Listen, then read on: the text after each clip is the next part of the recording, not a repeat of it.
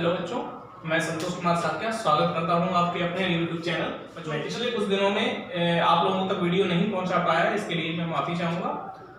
आज हम बात करेंगे पिछली अपने वीडियोस के अगली वीडियो के बारे में। बच्चों, पिछली कुछ वीडियोस में हमने बात की थी, हम लोगों का लास्ट वीडियो जो था वो था वैद्युत द्विध्रुव के कारण अच्छी और निरक्षीय स्थिति में वैद्युत क्षेत्र।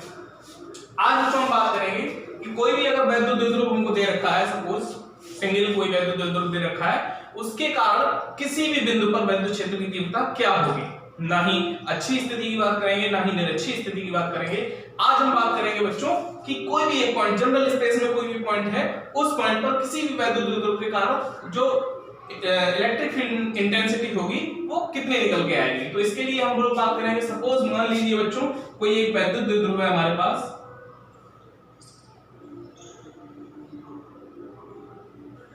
जिसकी लंबाई 2l है,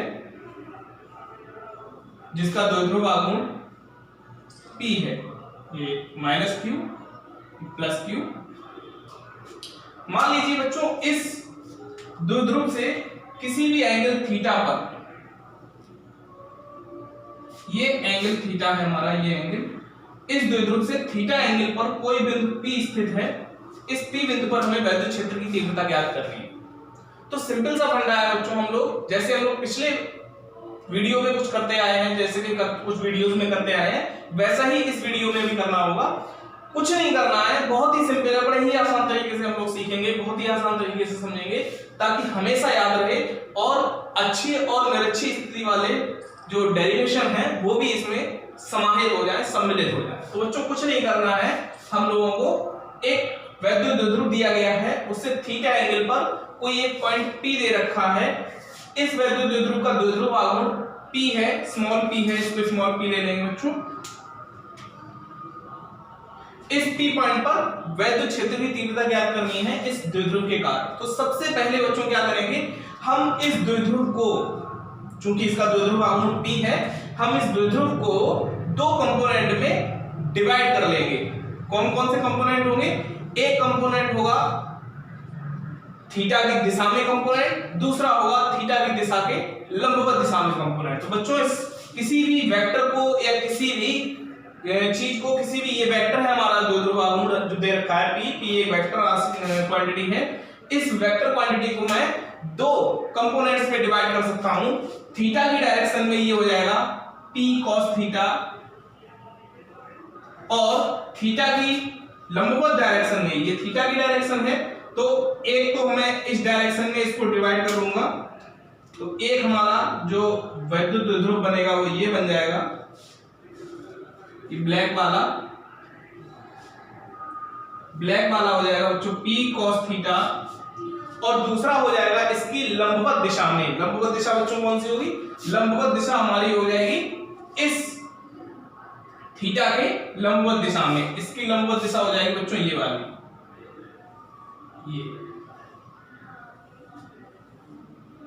जिसका द्विध्रुव आघूर्ण बच्चों हो जाएगा p sin थीटा। तो अब हमारे पास दो वेक्टर आ गए हैं, एक p cos थीटा आ गया है, एक p sin थीटा आ गया है। ये p cos theta, p sin theta और कुछ नहीं है, इसी वेक्टर p, द्विध्रुव आघूर्ण p के ही कंपोनेंट है। इस p को हमने दो अलग अलग कंपोनेंट में डिवाइड किया है, p cos थीटा और p sin थीटा। एक ऐसा द्विध्रुव में, इस सिंगल द्विध्रुव को, ओवरऑल बात कहने की ये है कि ये जो द्विध्रुव हमको दिया गया था, इस द्विध्रुव को हमने दो अलग अलग द्विध्रुव में विभाजित कर लिया है। कौन से वो द्विध्रुव होंगे अलग अलग? वो द्विध्रुव होंगे जिनमें से एक का द्विध्रुव आघूर्ण p cos थीटा होगा और दूसरे का द्विध्रुव आघूर्ण p sin थीटा होगा। इतना करने के बाद बच्चों कुछ नहीं बचता है, ये बहुत ही आसान हो जाता है। अब क्या करना है, आप ध्यान से देख रहे होंगे, हमारे पास एक ये द्विध्रुव जो है, जिसका द्विध्रुव आघूर्ण p cos थीटा है, इस द्विध्रुव के लिए ये p बिंदु अच्छी स्थिति में पहुंच गया है। तो अच्छी, इस द्विध्रुव के कारण इसकी अच्छी स्थिति में किसी बिंदु P पर वैद्युत क्षेत्र कितना होता है, ये हम लोगों ने पढ़ लिया था पिछले वीडियो में। E1 = 1/4 पाई एप्सिलॉन नॉट होता है बच्चों 2p/r³। ये हम लोगों ने पढ़ा था तब जब उस द्विध्रुव का द्विध्रुव आघूर्ण p था, लेकिन यहां पर जो द्विध्रुव है जिसके अच्छी स्थिति में p बिंदु है, उस द्विध्रुव का द्विध्रुव आघूर्ण क्या है? cos theta, p cos theta है। तो हम लोग यहाँ p की जगह लिख देंगे 2p cos θ/r³, equation number 1। दूसरी बात बच्चों देखेंगे, एक हमारे पास दूसरा द्विध्रुव और हमने इसको डिवाइड किया था, उस द्विध्रुव के लिए ये p बिंदु निरक्षीय स्थिति में है। कौन से द्विध्रुव के लिए? उस द्विध्रुव के लिए जिसका द्विध्रुव आघूर्ण क्या है? p sin थीटा है। तो हम बच्चों यहां से इस द्विध्रुव के लिए इसकी निरक्षीय स्थिति में स्थित किसी बिंदु p पर वैद्युत क्षेत्र की तीव्रता ज्ञात करने के लिए फार्मूला बच्चों क्या पढ़ा था? E2 = 1/4πε0 p/r³। ये कब होता था? ये तब होता था जब उस द्विध्रुव का द्विध्रुव आघूर्ण p होता था, लेकिन यहाँ पर जो द्विध्रुव है उस द्विध्रुव का द्विध्रुव आघूर्ण क्या है? p sin थीटा है। तो हम यहाँ पर p की जगह क्या लिख देंगे? p sin theta, equation number 2। चूंकि इस द्विध्रुव के कारण ये वाला जो द्विध्रुव है ये -q + q, इस द्विध्रुव के कारण इस बिंदु पर जो वैद्युत क्षेत्र की तीव्रता आएगी वो किधर आएगी बच्चों? बताएंगे। पिछले वीडियो में मैंने आपको बताया था कि हमेशा वैद्युत क्षेत्र की जो दिशा आती है वो उसी दिशा में आती है जिस दिशा में वैद्युत द्विध्रुव आघूर्ण होता है। तो हमारे पास इस द्विध्रुव आघूर्ण, इस द्विध्रुव के कारण इस बिंदु पर जो वैद्युत क्षेत्र की तीव्रता आएगी उसकी दिशा क्या होने वाली है? उसकी दिशा ये होने वाली है E1।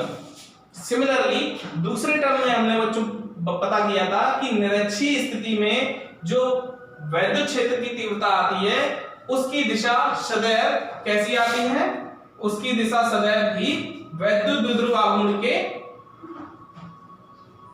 विपरीत दिशा में आती है। तो इसकी वैद्युत क्षेत्र की दिशा इस डायरेक्शन में होगी, तो द्विध्रुव की दिशा इस डायरेक्शन में होगी, तो वैद्युत क्षेत्र इस डायरेक्शन में आ जाए। ये हमारा E2 हो जाएगा। चूंकि E1 और E2 हमारे उन दो द्विध्रुव के कारण आने वाली वैद्युत क्षेत्र की तीव्रताएं हैं जिनको हमने एक सिंगल द्विध्रुव जिसका द्विध्रुव आघूर्ण p था उसको विभाजित करके लिया था। तो अब जो नेट इलेक्ट्रिक फील्ड आएगी वो इन दोनों इलेक्ट्रिक फील्ड का वेक्टर सम होके आएगी, सदिश योग से आएगी। तो क्या करेंगे बच्चों? इन दोनों का सदिश योग कर देंगे। ये दोनों 90 डिग्री पर हैं। फार्मूला होता है बच्चों दो वेक्टर, दो सदिशों का योग। क्या होता है? दो सदिशों का योग। ई नेट जब हम लोग निकालेंगे तो ई नेट का फार्मूला होगा √E1² + E2² + 2E1 E2 cos theta. यहां से भी कर सकते हैं बच्चों। और एक दूसरा तरीका था, इन सदिशों को हम लोग आगे बढ़ाएंगे और एक दूसरे से मिलाएंगे, तो जो इनका विकर्ण बनेगी एक लाइन, वो इन दोनों के सम को रिप्रेजेंट करेगी, यानी कि वेक्टर इलेक्ट्रिक फील्ड वेक्टर हमारा इस डायरेक्शन में आएगा।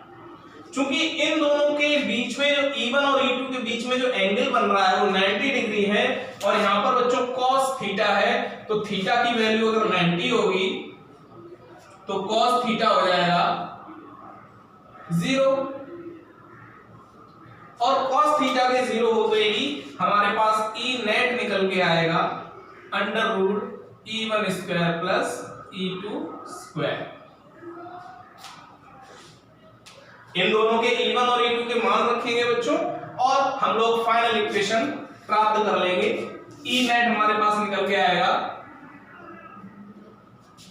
√ इसका स्क्वायर करेंगे 1/4πε0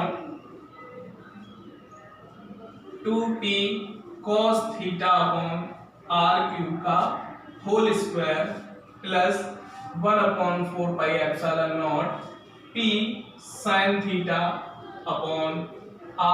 का होल स्क्वायर।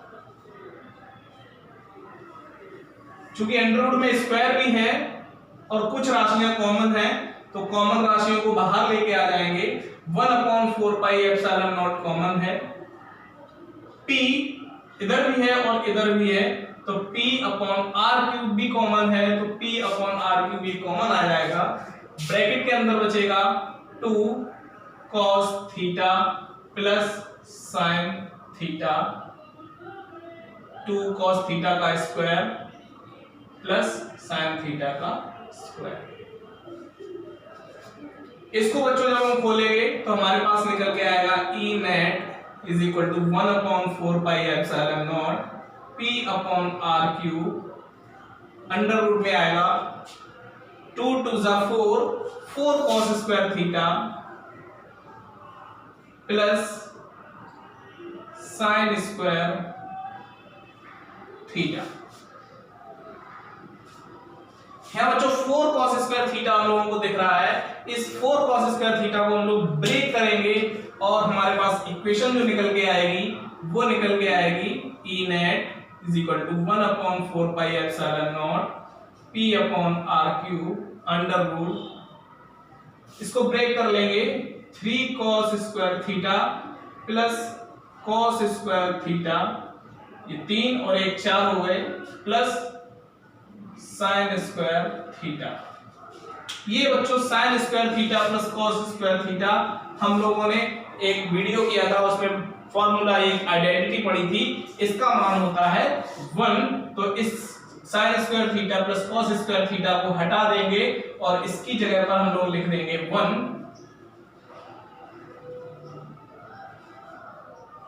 तो हमारे पास नेट फार्मूला बनेगा E net is equal to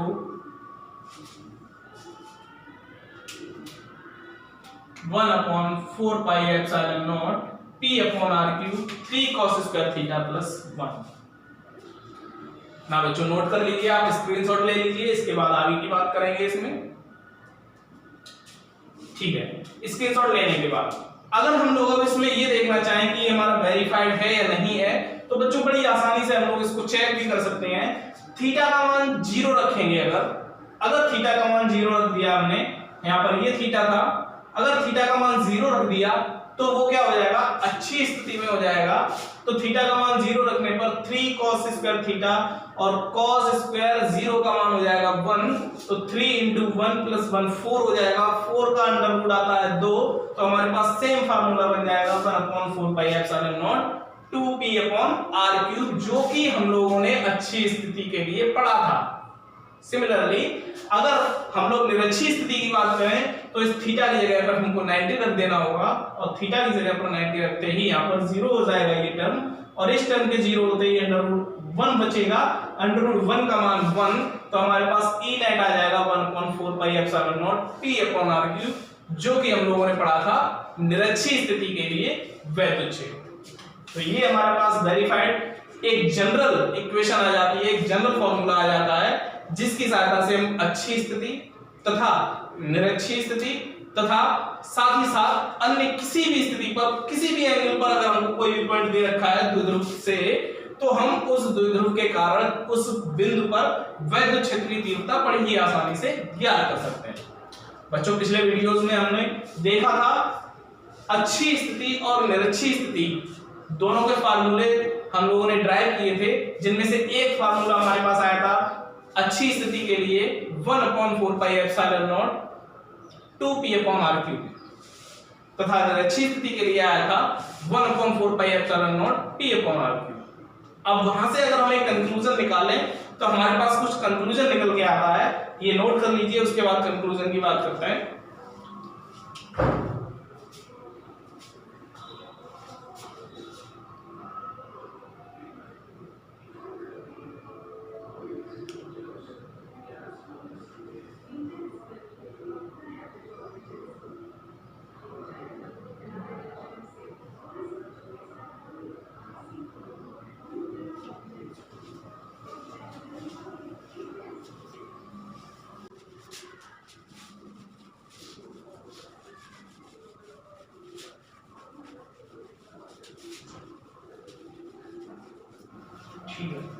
तो कंक्लूजन की अगर हम बात करें तो अच्छी स्थिति में हम लोगों ने वैद्युत क्षेत्र का फार्मूला पढ़ा था 1/4 पाई एप्सिलॉन नॉट 2p/r³ और निरक्षीय स्थिति में पढ़ा था हम लोगों ने 1/4 पाई एप्सिलॉन नॉट p/r³।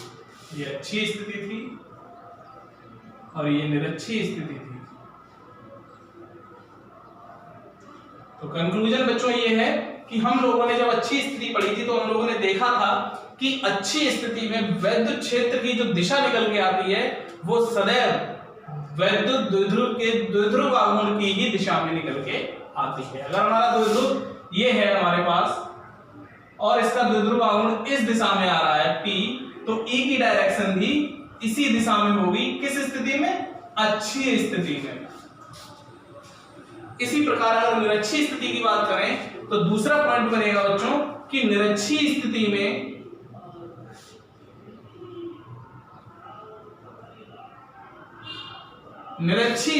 वैद्युत क्षेत्र की दिशा आप लोगों ने देखा था कि सदैव द्विध्रुव आघूर्ण की दिशा के विपरीत दिशा में आती है। जैसा कि अभी हम लोगों ने पहले जो डायग्राम बना था यहाँ पर बोर्ड पर, उसमें भी हम लोगों ने देखा था कि वैद्युत क्षेत्र की दिशा निरक्षीय स्थिति में सदैव उस वैद्युत द्विध्रुव के द्विध्रुव आघूर्ण की विपरीत दिशा में आती है तथा अच्छी स्थिति में उस वैद्युत द्विध्रुव के द्विध्रुव आघूर्ण की ही दिशा में आती है। तीसरा और इंपॉर्टेंट पॉइंट, अच्छी स्थिति में जो वैद्युत क्षेत्र निकल के आता है वो सदैव निरक्षीय स्थिति में वैद्युत क्षेत्र का दोगुना होता है।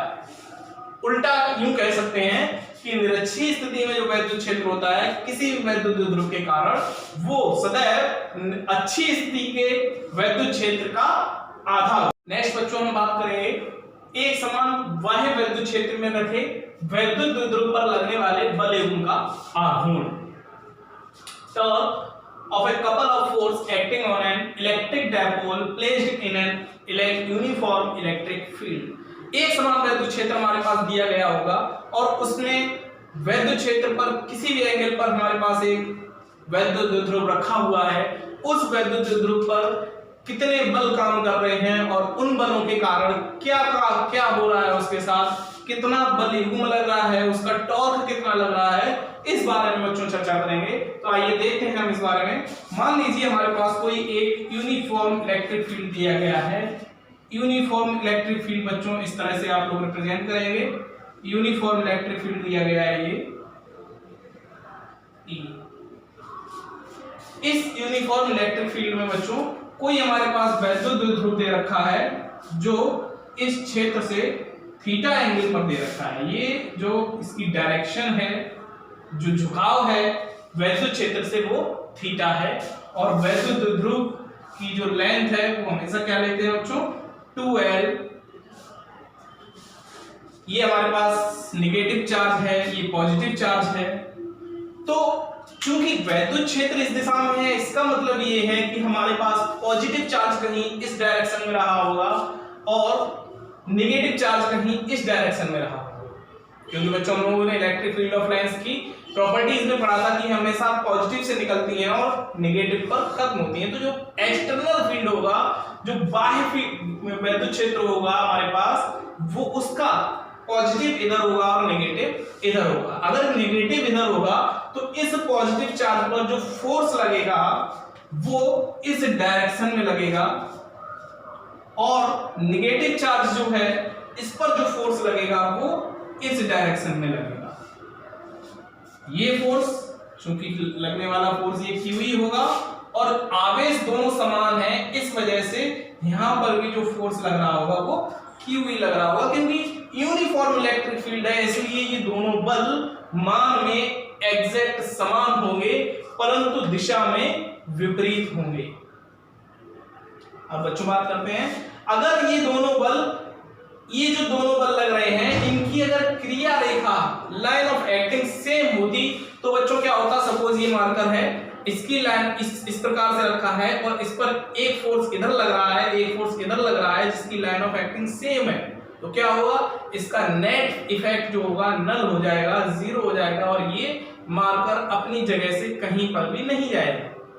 बट यहाँ पर हम लोग देख रहे हैं कि ये जो मार्कर है वो कुछ इस डायरेक्शन में रखा हुआ है, थीटा डायरेक्शन में रखा हुआ है, तो इसके इस पॉइंट पर फोर्स इस डायरेक्शन में लग रहा है और इस पॉइंट पर फोर्स इस डायरेक्शन में मेरी तरफ लग रहा है। चूंकि इन दोनों की लाइन ऑफ एक्टिंग क्रिया रेखाएं अलग अलग हैं, इसलिए जब ये दोनों फोर्स एक्ट करेंगे तो ये इस मार्कर को अपनी ही पोजीशन पर घुमाने का काम करेंगे, जिसकी वजह से इस सिस्टम में एक आघूर्ण आएगा।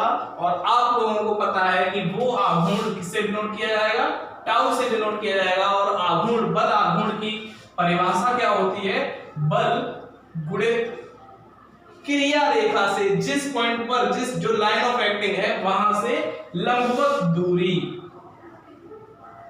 लंबवत दूरी। तो बच्चों टाउ बराबर हमारे पास बल तो पता ही है हम लोगों को कितना लग रहा है, QE। लंबवत दूरी कौन सी है लाइन ऑफ एक्टिंग की, ये डिस्टेंस, ये जो ब्लैक मार्कर से मैं डिनोट कर रहा हूं, ये x डिस्टेंस ये हो जाएगी इसकी लंबवत दूरी। तो ये हमारे पास हो जाएगा QE into x।